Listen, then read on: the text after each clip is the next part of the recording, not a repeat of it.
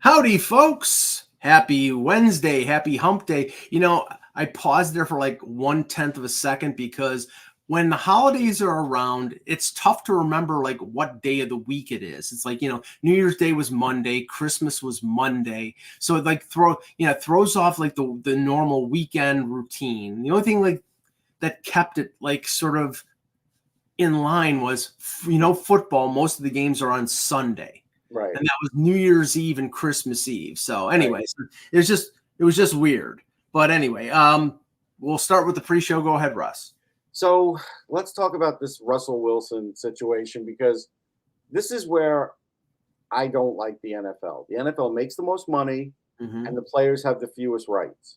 And even if you're a player of Russell Wilson's caliber, which could be a Hall of Fame quarterback someday, you still got a team now that went to him and asked him to restructure and really restructure things that probably should never be restructured in a contract. Like, I'm hearing all kinds of crazy stuff. Well, they asked him to restructure, and he said, "F you." Right. Which this is right. Yes. He doesn't have to. And so then they were basically like, well, you're not going to be here next year. And so now if they cut him before June 1st, he loses a certain amount of money. I think if he doesn't make 75% of the snaps, there's bonuses. And this is what goes on around the league. And even I heard Aaron Rodgers say that, some teams go out of their way to make sure the guys get the bonuses, and will put guys in, like if they're a tight end, they'll put them in a running back or tailback so they can get a couple extra catches so they can meet their bonus. And then there's other teams that will sit guys so they don't. And this is my initial, that is my problem with the NFL. I hate that fact. Well, yeah, the NFL doesn't have guaranteed contracts.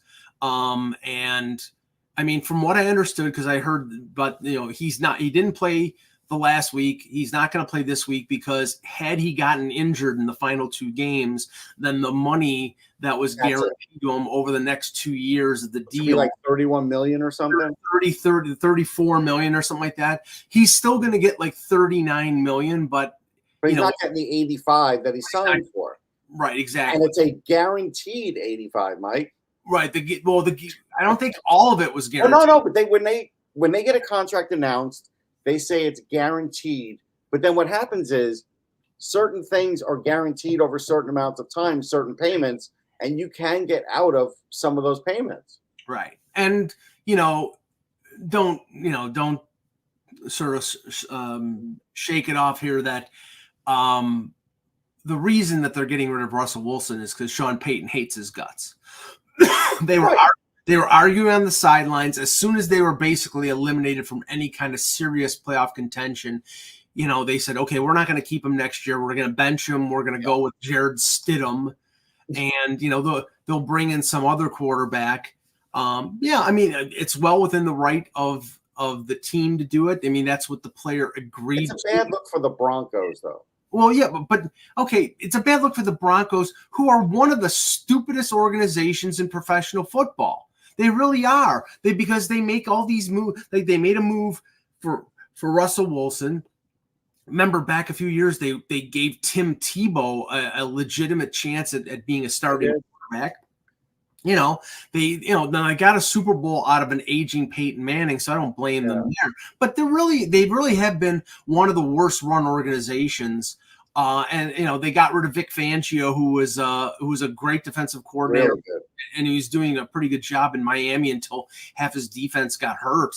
I mean, they're just a dumb organization. So. I do want to answer Timothy in the chat room because he said, "Do the Broncos care that he loses money?" They might, because what Aaron Rodgers said is the guys who are in the game who are looking to get paid first, like they want their money, they'll go there. But the guys who are big stars that are looking for, like, they want to win, they're looking for a certain culture, they may not go there now. And so that's something where, that's a red flag. I also want to read Thomas's breaking news. Thomas's breaking news is that a Mets player had successful surgery, will miss 8 to 12 months. That is Ronnie Mauricio, Thomas. So I will report the name, but I love the report. Thank you. Yeah, it happened 2 days ago. Thanks, Thomas. I love Thomas. Breaking news. Oh, God. William Taft loses. Teddy Roosevelt is dead. Thank you. Oh, God. So I'll just say, the NFL. I'm not saying Happy New Year either. Don't say it in the chat room. It's too late. Screw that shit. It's that day. That's it. After that, F you. You get one day after. No, you get 1 day to the second. That's it. It expires after that. There you go. Randy's January 3rd missive. Breaking news: the Flames suck. Oh God. But no, just this is the hilarious thing. I love how like the New York Times playoff simulator or Money Puck or any of these things, they calculate percentages of teams making the playoffs. And the Buffalo Bills, I think it was 95%, have a 95% chance of making the playoffs. Well, okay, here's the scenario. Now it's brief. If Pittsburgh wins and they're playing Baltimore, who has nothing to play for because they've clinched first place.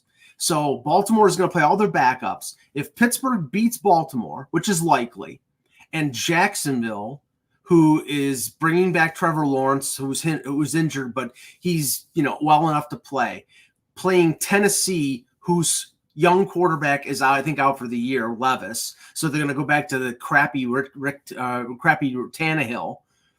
If Jacksonville beats Tennessee and Pittsburgh beats Baltimore, and the Bills lose to Miami, the Bills are out of the playoffs. So how do you calculate 95%, mothers? Oh, listen, I mean, I saw something Barstool was, I think 2 days ago saying, look, the Flyers are 70-something% chance of making the playoffs. Now, a few losses later, they're 53.3.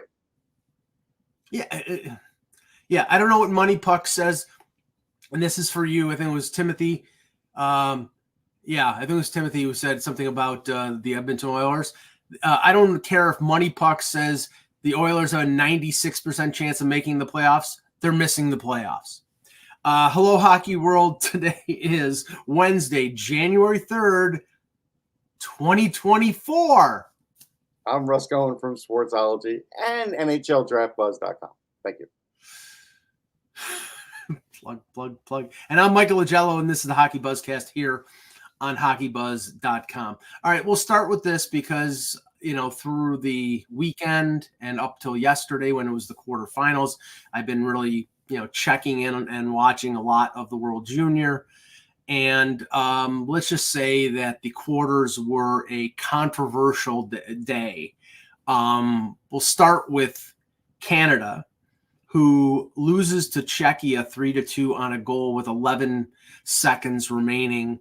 The repercussions of the loss not only go to Hockey Canada for their choices of the roster, which Russ, I give you full credit. You said, looking at that roster, there were players that they left off that. Yeah, one of them was sitting in the stands still, Jaeger Furcus. I mean, they flew him there.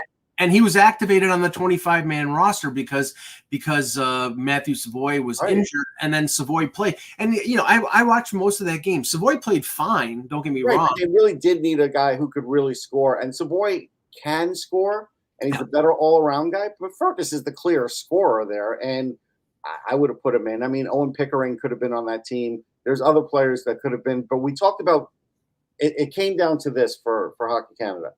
Building the perfect team versus having your best players there.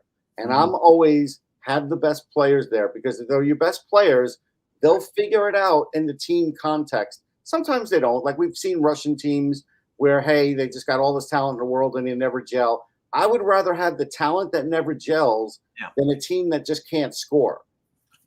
Yeah, I agree with that. They should, we remember 2010 Vancouver Olympics when Brian Burke chose Team USA. Oh, yeah. And he chose Chris Drury. He chose a bunch of guys for third and fourth lines who were third and fourth line guys. They played roles and they did get to the gold medal game. But I think in the end, Canada was the better, more talented team. And in most instances, the more talented team wins. Right. Now, like on the next Olympic team, Mike, I'm pretty sure they grandfathered in Jack Drury will be on that team. Yeah. Yeah, there you go. Even though it's Ted's kid, doesn't matter. It's a Drury. Right. It's a nephew, so what the hell? But okay. and I said this to you yesterday, and I'm going to say what I said to you. Canada won. Now, what was it? They won the last 3 World Juniors, correct? I know they won in 2018. They won. Was it the last 3? I think it was the last 3. Okay, the Canadian fans out there. I mean, it's tough to, they win so many times. It's tough to keep. It's either the last 2 or the last 3. But you would think that the fans of Team Canada would be more magnanimous when it came to. Thank you, Andrew. Would be more magnanimous. Yeah, 2 makes sense. That's how I was thinking. It wasn't 3. Okay. Yeah, no, it was the summer one because remember they lost. Right, the summer one. Yeah, when they had it canceled. And then so you would think that they'd be more magnanimous in losing. I know hockey fans, and you could say, well, Mike, you're not magnanimous when the Leafs lose. I mean, okay, fine. But the punks out there on social media ripping some of the players. Like I saw some idiot who posted something. Well, what do you expect about Team Canada winning when their captain was a Maple Leaf draft pick? Yeah. Or picking on certain players, picking on the goaltender. I mean, that goaltender was not at fault for that game. He wasn't at fault for that goal. Oliver Bonk wasn't at fault either. No, but I would say that the first goal, it was Rousseau's fault. Like that glove, the glove was there. Right. Probably should have made the save. But I get with you. The game winner with 11 seconds, it went off the shaft of Oliver Bonk's stick. Goal. And the goalie was going one way, and then the puck deflected the other way. He had no chance whatsoever. No chance. So, but just the, going on social media and bashing 18 or 19-year-old kids, you're the lowest form of scum doing that kind of crap. I really have no patience for that. It's okay. I understand that you're disappointed that the team lost. I understand that maybe they didn't choose the best players, but why do you have to go down that road? I just think it's reprehensible. Yeah, it's not nice. I mean, a lot of that comes out when a country loses and they're sore about it. Okay, whatever. At the end of the day, I wrote about the top 5 goalies on Full Press. I said Canada didn't have one. They don't. I said the U.S. had 2. They do, because Fowler won that last game and he's won 2 games. Right. And so they're really, they didn't intend to do it this way because Augustine was ill for the 1 game, but it's actually a nice split because those guys really like each other. They really care about each other. And if Augustine now rides it out, Fowler will at least have been a part of it, right? So that seems to be the MO for the Americans, because if you remember in 17, it was Parsons and it was Joseph Wall, right. And Wall got a few starts, and Parsons, when it got to the quarter semi and the gold medal game, that Parsons was the guy.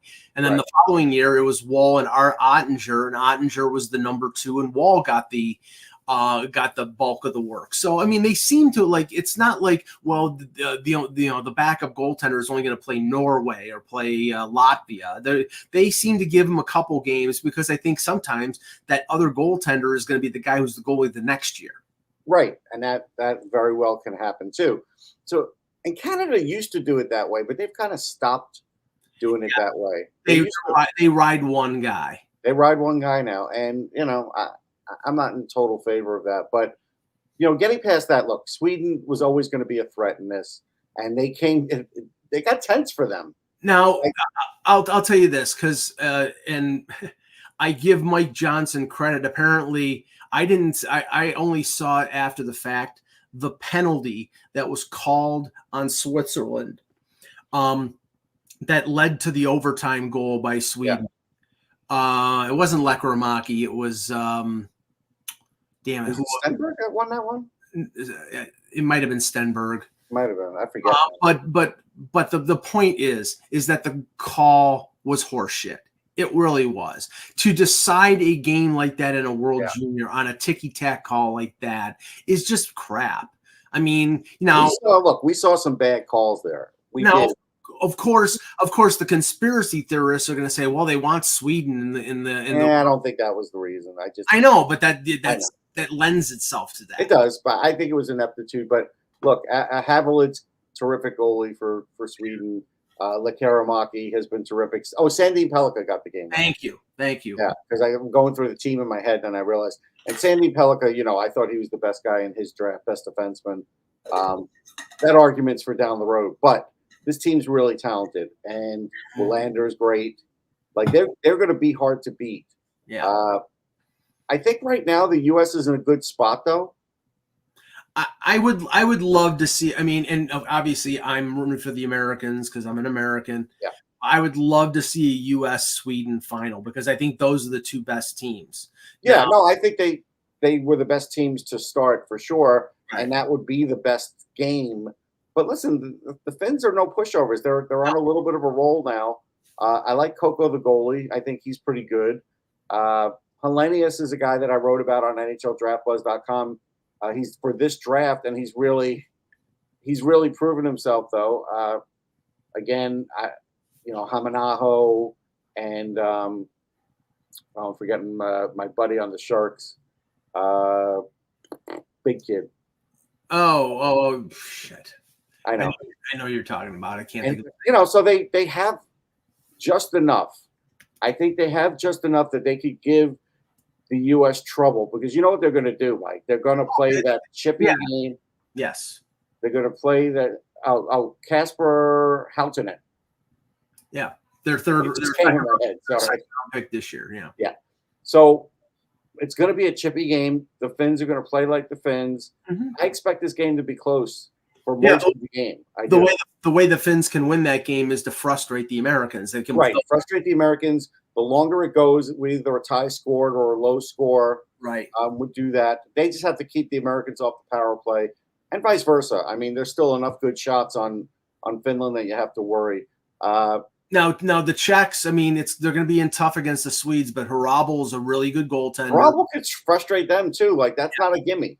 And you've got a guy like Kulich who. Kulich is a hell of a player. He scored 7 goals in the World Junior last year. I think he's got 4 or 5 this year. He really wasn't a factor in the game against Canada. I think Canada essentially tried to shut him down. They shadowed him. Sweden could do the same thing, but the Canadians got burned by players other than Kulich. If he breaks through, then it could be. Philip Mashar, he's another guy that I liked in this draft year. Canadians pick another really good shot, dangerous shot. So we'll see. I want to get to this thing, though, because Drew is saying that Gauthier has not been impressive. Okay. He is leading the tournament in points now, I believe. Yeah. And while he doesn't have the goals that you'd want, I had said online, and I stick by this, that he showed me in this tournament that he doesn't shoot from enough different angles. Yeah, he's got 10. Like, what do you mean? He's got 13 goals in the NCAA. You don't think he's doing that there? And I'm like, I watch him. And I'm telling you, in this tournament, it's different. It's on different ice. Not everybody's a college goalie.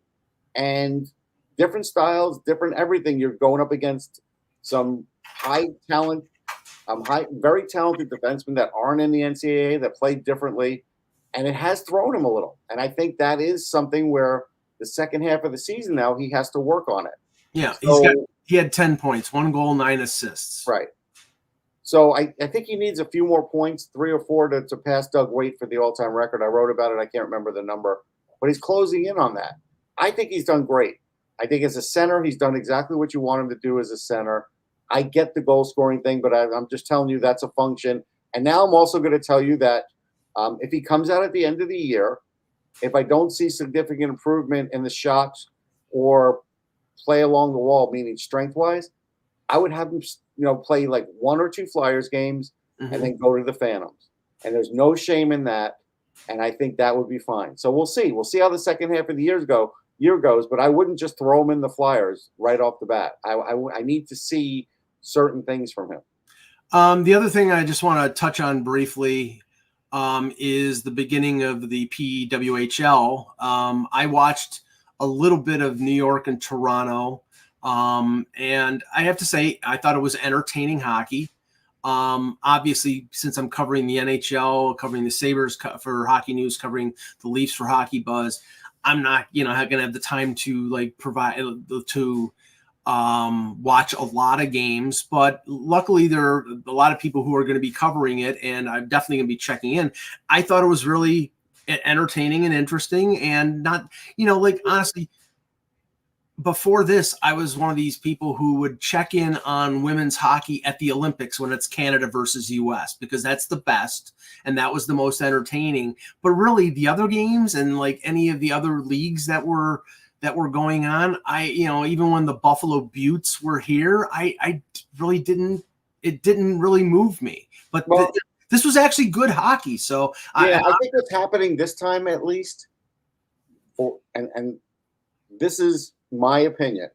My opinion is because people didn't like the way the other league was set up, even though they were paying players, right, and everything else. They now got the league that they wanted. So now all of a sudden there's more coverage and more positive things being said, and that's great. I hope that all carries through. I was not impressed that they didn't have logos. Obviously, the team logos and names was a big swing and a miss. But if everything else works out, I'm happy because I haven't seen the play yet. I wanted to watch the other day, and I didn't. It's a little harder for me to watch, but I'm going to. But my basic point is, especially during the World Junior when you're covering that stuff. But I get what's going on here. It's like this is the league that the overwhelming amount of hockey players, female hockey players, and other people from the outside wanted.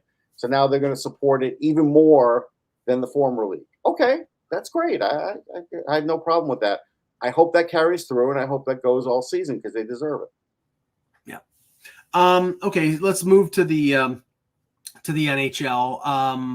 I'll start with this. The Maple Leafs. There were a ton of games last night. I think it was 9. Obviously, I was focused on the Leafs playing against the LA Kings.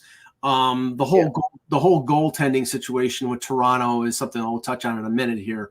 But last night, and the Kings have had a great year, and they're one of the best defensive teams in the league, and Toronto is not. But Toronto went into that game with the mindset of, okay, we're going to have to out defense the Kings, and they actually did. They played really well. They got 2 goals from Nylander, 1 goal from Calle Jarnkrok. They won 3-0. Martin Jones was really good.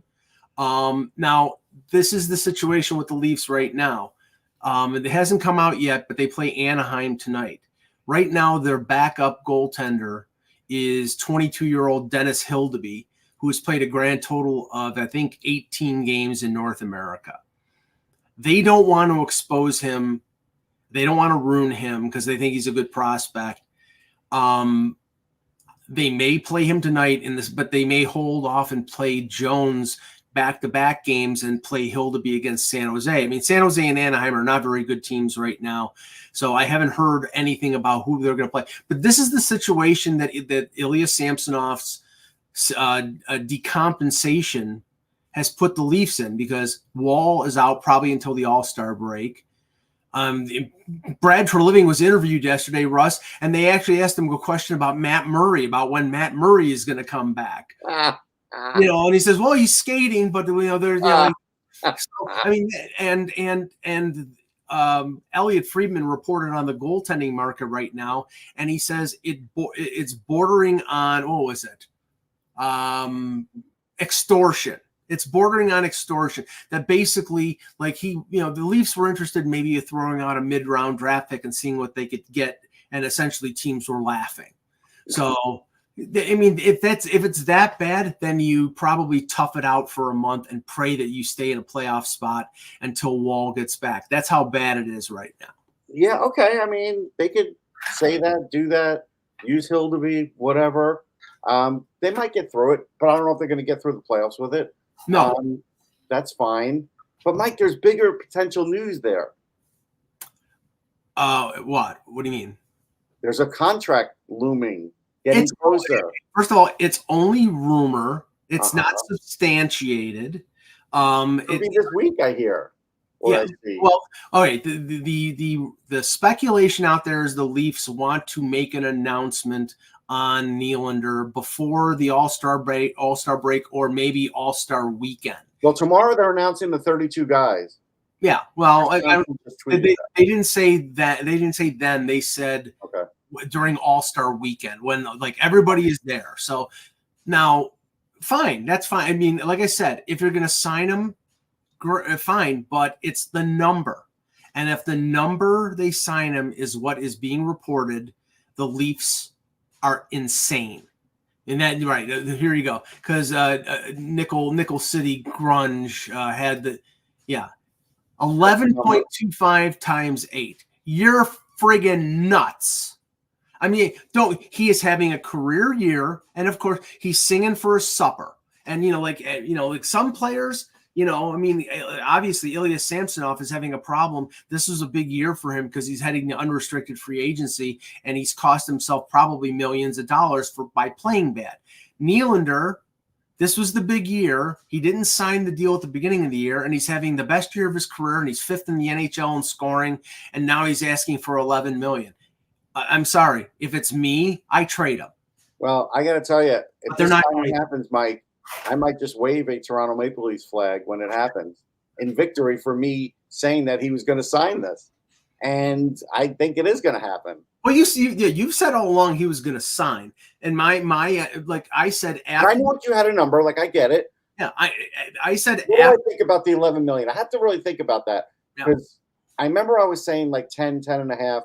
Like 11.25 is a lot. I would never want to lose a player though over 0.25 a year. So it's really, is he worth 11? And I think the problem, if the cap goes up this year like it's going, next year that it's going to, and it goes up the year after, right? Somebody else is going to get 12 before you know it. Like that's just the reality of sports. So I don't think it's horrible. I get your point of so many high-priced guys, but I also think there's a way to maneuver out of this. They could trade Marner. It's not like they have to keep these guys there. I know what you're saying, but you never know. Well, okay. You never know if he changes his mind or whatever. Here's the scenario, because Nylander obviously is a UFA at the end of this year. Matthews' new deal kicks in. That's 13 and a quarter. If you sign Nylander, say the reports are true, and that's 11 and a quarter. Then you have Tavares at 11, and you have Marner at essentially 11. That's 11. That's 22. That's 33. That's 46.25 or 46.5 million on the 4 players for 1 year.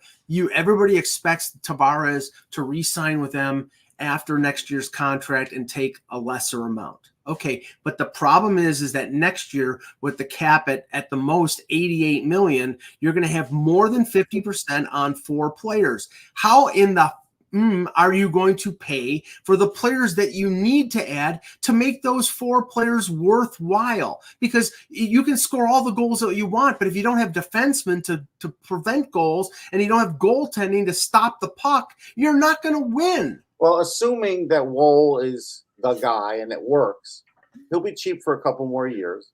So 1 more year. So they get that. He's got 2 more years. Or he's on the second year of a 3-year deal. He's making less than $800,000. So yes, you might have a starter making, league minimum salary, but the problem is you're going to probably need a backup that can play significant games. Maybe it's Jones. Maybe they re-sign him. Right. Maybe they could sign Jones cheap. That could happen. Right. So you could get away with maybe having goaltending worth, say, $3 million, but defensemen. Okay. And they could get away with it the year after. Like on that last year that he gets qualified and everything, they could give him a low qualifying offer and say, wink, wink, we got this deal. And after January, we'll sign you for, your extension. Don't worry. Yeah. That's what they did with LeBanc in San Jose. I could see the Leafs doing that with Woll too, just to kind of keep the cap, but they're going to have to trade somebody like that. Right. And that is the issue. And it's like, okay, say, cause it's been in the wind. I've heard things. They're going to trade Marner in the summer. Okay, I said this before, and I'll say it again. Mitch Marner is 1 year away from unrestricted free agency. He currently has a no movement clause. Tell me why he's waiving it to get to leave Toronto. Now, say, Toronto's not going to sign. Say he goes out and he wants as much as Matthews. Okay, and the Leafs are not going to trade him. Okay. Then he completely controls where he goes. He gets traded to a team that wants to give him that 8-year deal. That's the only scenario that he waives the no move. He basically, if he's like, no, I don't want to go anywhere. I want to stay here. And he could do that. And he could do that, and he could stick it up their ass. He could basically say, okay, well, I'm staying here, and then I'm going to leave, and I'm going to go someplace else, and you're going to get nothing from me because I'm not waiving my no move. And that's all that's going to happen. So, and now, do I think that that'll happen? I mean, I don't know. I mean, Brad Treliving is well-liked around the league. He's well-liked with agents. Maybe he can finesse this.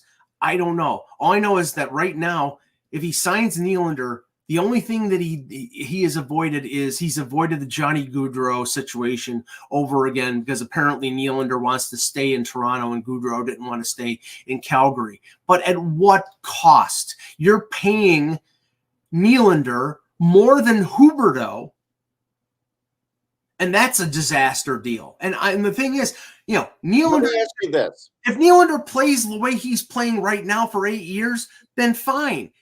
But I don't believe this is for real. I think this is I'm singing for my supper, and then he's going to go back to Dr. Nylander and Mr. Willie and play when he wants to play. Okay, let me go through a possible scenario. Yep.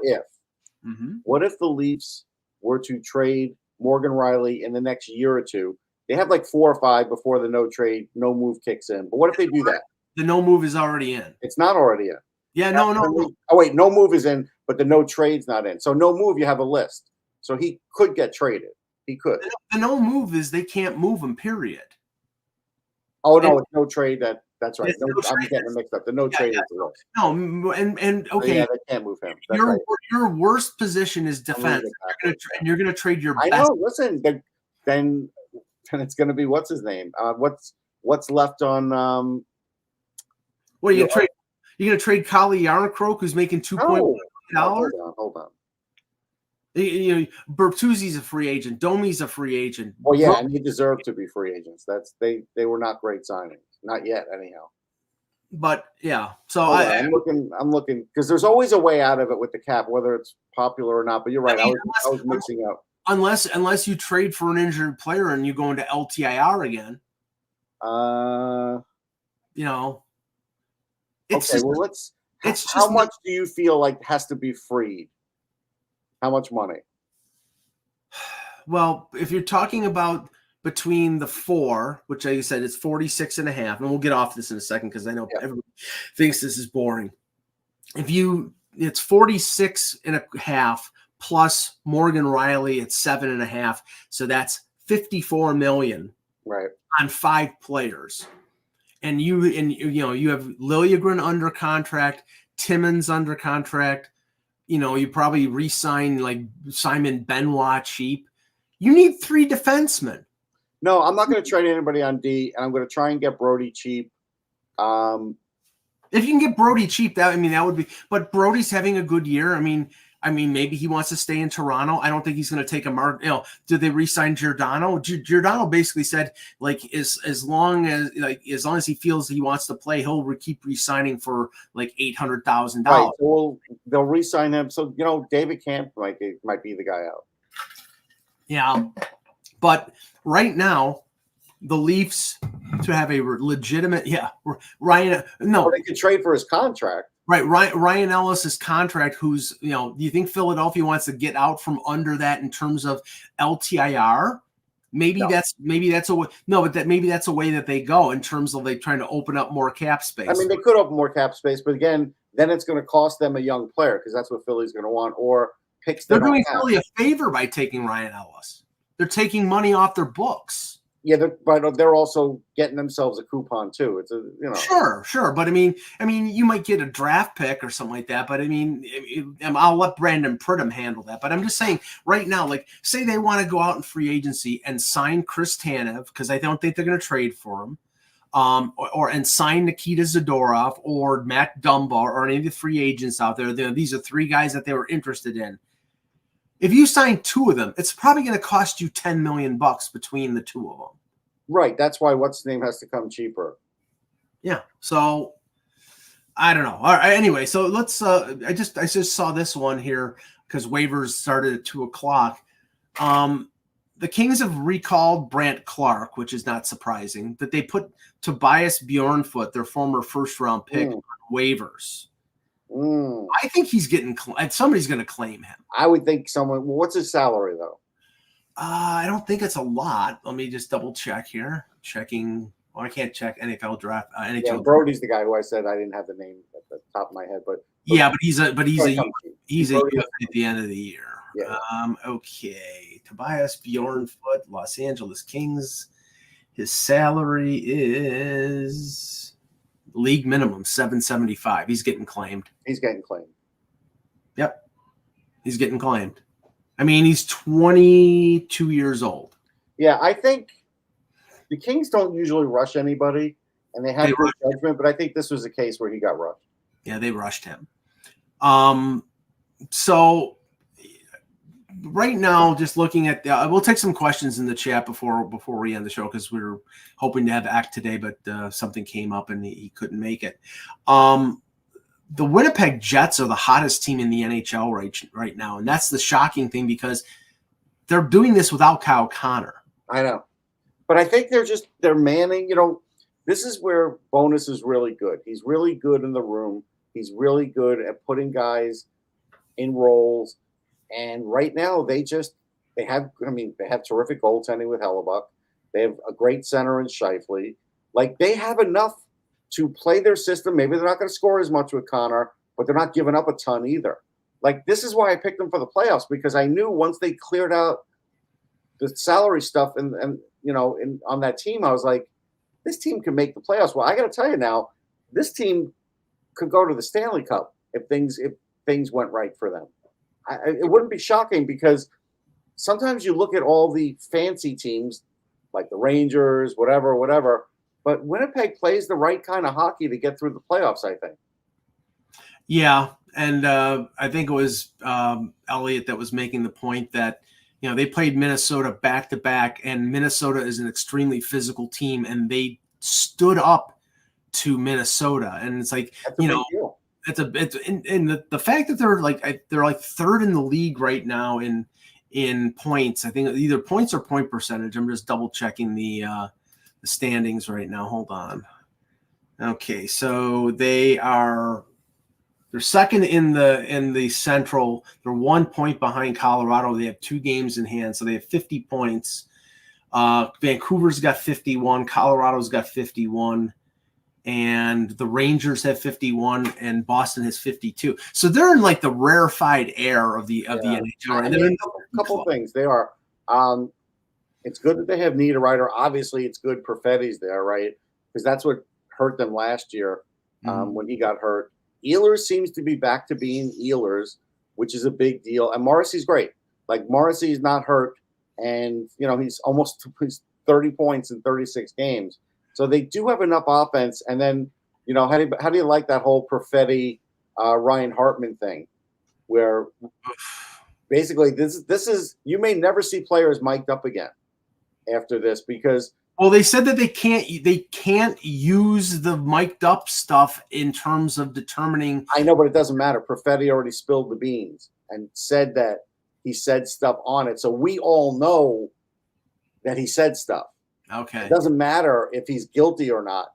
Perfetti let that out there. So, and I don't blame him because, he was mad. So now I do think I think the chances of players being mic'd up it's going to be a little harder. You're going to have to really search around for players to do it.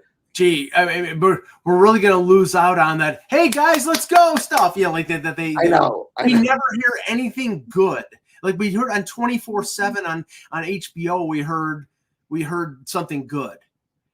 Something like people making fun of somebody because they were AHL players or like. You never heard anything good on like NBC or on ESPN. Hey, guys, you're really doing well. Well, one thing I'll appreciate from Hartman is, and he's always been a straightforward guy. He's basically saying, I stick you on purpose because of what happened in the previous. Like, it's at least good that a hockey player is admitting that there's always going to be this retribution. Like, you can't get it out of the game. There's no way to get it out of the game. Okay, so did you see the Nick Cousins, Jason Zucker incident? I did. Okay, now let me just lay it out for everybody because I'll take questions. We'll take questions after this. So here's my description of it, and here is my feeling on it. Nick Cousins, who has a reputation, He does. hits Yusuf Alamaki of the Coyotes while he is down on the ice on his knees. Yeah. Now the hit looked worse than it was, but he hit him while he was down. He hit him along the boards. He hit him in the head area, but he didn't hit him so hard that it caused any kind of concussion or anything like that. But it looked really bad. Jason Zucker, full speed, responds by slamming Cousins into the wall. Full force. Yeah. Cousins goes down like he's been shot. Like down motionless. Yeah. Okay. Gustav Forsling comes by to his defense, gets the instigator, the 5 in the game misconduct. Cousins came back in that game. Zucker got a 5 for boarding in a game. Here's my feeling. Nick Cousins is a piece of crap.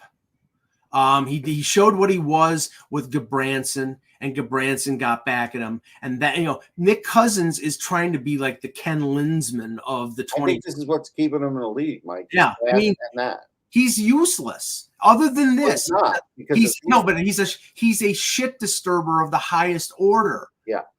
And he's like, okay, so, I don't know if Zucker is going to get suspended. I haven't seen anything about the Department of Player Safety or anything like that. But this is the second incident that Cousins has been involved with less than a month, doing stuff and basically drawing responses to him. Yeah, see, this is also why you can't give suspensions out based on a guy being injured, because it's exactly what you said. You might have looked at it and said, oh, that looks really bad. All right. I think we're going to end up giving this guy like 3 to 5 games, and then he comes back in the game. Yeah. So then that changes your opinion of maybe what you called even in that game, and then definitely what the suspension is going to be. So that's why I always feel like these things should be spelled out exactly the way it is. But there is no way. What's funny, Mike, is there is no way other than when they give the occasional 2 minutes for when a guy dives. There is no way to get guys to stop faking it. Yeah, you mean, okay. Stop doing that. And I know everything is negotiated between the NHL and the NHLPA. But you know what? The $2,500 or $5,000 fine for diving or being on the divers list is useless. It's like, here's a quarter from my pocket. That's about, for a guy making $5 million, that finding him $2,500 or $5,000 is nothing. I mean, I don't know what Cousins make. I don't think Cousins he doesn't make anything close to that. No, he's probably making 1.5 or something. Yeah, but it's still for somebody making 1.5, $5,000 is nothing. Right. It's more the shaming of it and, being on the list and the reputation you get. Believe me, his reputation's already in the crapper. Erica Branson probably wants to kill him the next time Columbus. Right, but Drew's point is, reputation aside, Zucker's going to get suspended. Sure, right. But the point is, there's going to be a million guys like Zucker that are more than happy to do that, to stick up for their teammate. They're always going to do that. They don't care what happens on the other end. And in a way, I don't blame them when stuff like that happens. I mean, that's the tough part. I did see Bissonnette give the elbow drop to Bowie at the Winter Classic. And my first thought was this. I hope there's a lot of padding in that costume because, Bissonnette's not the smallest guy. And even when you kind of fake an elbow drop on somebody, you still could, leave a mark. Who did he give it at? Who did he give it to? Bowie, the Kraken mascot. He gave the elbow drop. Oh, okay. Yeah, they had a little scrum. He was on the ground, and he did like the Rock's elbow drop on him. He did the people's elbow. Okay. Yeah. All right, we'll do some rapid fire questions here. Okay, Bardicus, Mike, what's your upper threshold for re-signing Tavares? Do they re-sign him at all? I think they do re-sign him. He wants to stay in Toronto. I think he still wants to be captain. He's well respected. I mean, I think what's going to end up happening is it's going to sort of be a flip-flop of Nylander's salary for Tavares' salary. I think Tavares probably signs a deal like similar to what Pavelski signed when in San Jose. Yeah, I think that's fair. $7 million times 3. I wouldn't even give him 7. I give him like 6 point whatever. Whatever.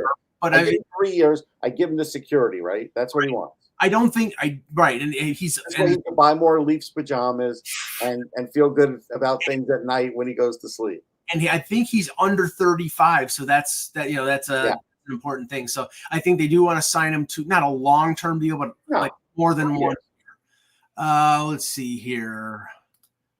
And my fantasy league is doing Hellebuck is my fantasy goalie. He's doing awesome, sitting in 5th of 15, but Kaprizov and Zuccarello both injured. I mean, anyhow, what's your timeline on when they come back? I mean, honestly, I haven't heard. I think Zuccarello's more hurt than Kaprizov. That's what I heard, but I don't know for sure. Yeah. Let's see. Okay, Mike, would Dumba help the Leafs? Yes, but Arizona's in a playoff race, so they're not trading Dumba. They're waiting until the last possible minute. Yeah, no, yeah, right. I They mean, don't want any empty seats at Mullet Arena. Oh, really? I'm kidding. I mean, there's only 5,000 people. If you don't sell out every game, like, come on, people. Oh my God. Okay, Timothy Park is giving us it's not the football buzzcast because he's giving us Tyler Huntley is starting for the Ravens against the Steelers. I don't care. Anyway, Thomas Boyle's the NHL update person, and Timothy's giving us football update. I hope Mason Rudolph fumbles late in that game and the Steelers lose. That's all I care about. Yeah, wow. I mean, of course they're going to drag it out and make it. The Bills and Miami fans wait till Sunday night for the absolute last. But you want a lock? A lock is take Belichick and the Patriots in his possible last game in New England over the Jets. That's a lock. Even though the Patriots by losing would have like the second or third. He doesn't care. No, he doesn't care because he's not going to be there. Right. And the players won't care. They'll win. They'll do anything to win that game for him. Okay. Do I think Nashville makes the playoffs? Are they buyers or sellers? They're a tough one to figure, man. I mean, I will tell you this: the first wild card right now with 43 points. Yeah, I'm going to just say that it was a mistake to cut Ilya Tovinen. You see the points that he has put up for Seattle? Mm-hmm. It's crazy. Oh, that was David Poile. I know. That was really bad. I like what Nashville's doing. I think Barry Trotz is doing a good job. I think O'Reilly has fit in really well. They are a true bubble team, but I don't think they're going to make it. They would have to add to be a playoff team. So, but do I know whether they're going to? I mean, remember they've got a lot. I think they've got a lot of dead money on the cap because of the deals for the buyout of Duchesne and the move with Johansson. I think they had to retain money. They think they had to retain like half the money for him. Let me just see here. Hold on. Damn it. I have this. Oh, there it is. Okay. Got so many pages open here. Nashville right now. Yeah, they retained $4 million on Johansson, only $2.5 million on Duchesne, but then the next 2 years it's up to 5.5 and 6.5. So yeah, they've got a lot of money on the books. I don't know how much maneuvering room they really have to make additions. Okay, which team will be the first one to trade for a goalie or trade? Okay, first for a goalie. For a goalie. The Devils.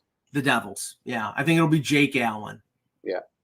Yeah, I think Montreal will be the first one to trade a goalie, and they'll be New Jersey will be the first one to trade for a goalie. Although Montreal won a big game the other day.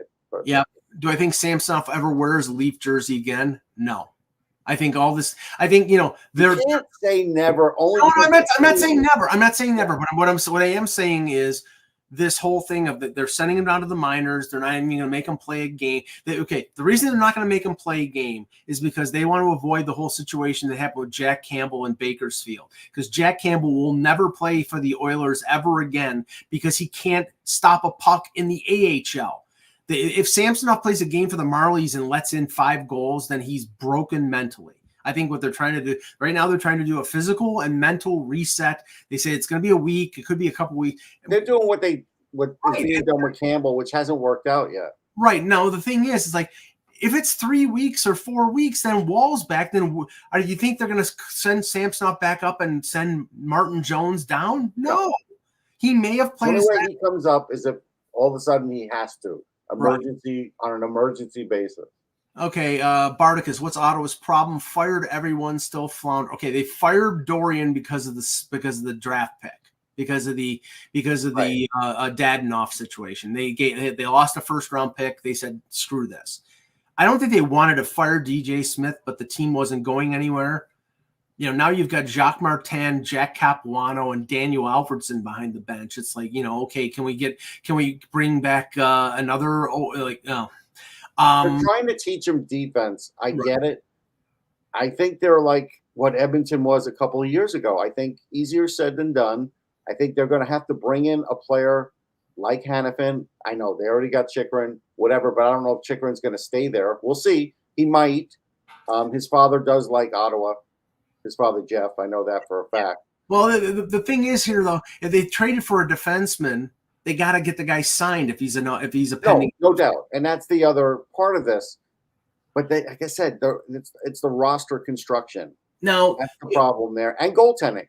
Now wait, hold on. The Cord got a nice shutout in the Winter Classic, and they gave him away. They gave away Gustafsson. Yep. Like, what are they doing with goaltending? Well, they traded Gustafsson for Talbot, and then they let Talbot go. Right. And now Talbot's one of the best goalies in the league, but LA's good defensively. And right now they got Korpisalo, who I still think is a good goaltender, but their defense is terrible, and Anton Forsberg, who's horrendous. Don't bring back Guy Boucher, because then teams are going to be sitting back in the zone in the 3-on-3 waiting for the clock to go down. Guy Boucher was already a coach there. He's not going to be a coach there again. I know. No, the talk is that they're interested in guys like John Gruden. And who was the first to bring up John Gruden? Oh, you did. But I'll just say Toronto will not let him go this year, probably because but next year he could be their guy. Next year it could be their guy. Yeah, but one thing, Ottawa's got 28 points, but they've only played They played the least amount of games in the league, 33. They're only 4 points behind Columbus and 6 points behind Buffalo, so they could get out of the basement in the East. What happens with Detroit? Detroit's going to trade Patrick Kane when they fall out of the playoffs. Yeah, they're not making the playoffs. Let's see, one more and then we'll end it. Winter Classic in Seattle, successful or not? Very successful. I mean, they got the win. They got a lot of good press. They had Hart play, which I thought was great. No, that was successful. Okay, last thing, have the Flyers hit their ceiling, or is it just fatigue from their style of play catching up? Okay, everybody is saying, well, we were wrong about Philadelphia. No, I was not wrong. They're not making the playoffs. I wasn't wrong either, but it's a combination of things, okay? The quick answer is yes. Like somebody said, is Cam Atkinson toast? He's not toast, but he should be out of the lineup right now. He's not doing much of anything. He needs a rest. They're not playing enough of their young guys. They're played 11-7 against the Edmonton Oilers. Why did they think playing 11-7 would work against the team with a Connor McDavid, who ended up getting 5 points? I mean, this team is – I just want to say this team is different than the one in October where, Connor McDavid only had one shot on goal. Way different. They have a lot more going for them at this moment in time like this. So when I look at the Flyers, I say, okay, when you match up against some of these bigger teams, better teams, Edmonton, Carolina. If you notice, everybody is winning behind the Flyers. So even though they were getting the loser point while they were losing some of these games, teams are catching up to them, and that's the problem. The math is not on their side. I looked and tried to find out what the reason why the Tampa Bay Lightning played 13-5 against Winnipeg. They played 5 defensemen and 13 forwards. Wow. I don't know why. That's crazy. Now, if there was an illness or something like that, fine. But, I can't remember. I can't remember the last time a team played 13 forwards and 5 defensemen. I don't know the last time. And I'll also answer this. Jay said, the Flyers play 14 games in 26 days this month. That hard-working torch style is going to take a toll. Yes, we talked about that at the beginning of the year. They don't have the horses to play that for a complete season. They don't. Not yet. All right, we'll end it there. We'll be back on Friday with another edition of the Hockey Buzzcast. For Russ Cohen, I'm Michael Agello. Thank you for watching, and remember, without the buzz, it's just hockey.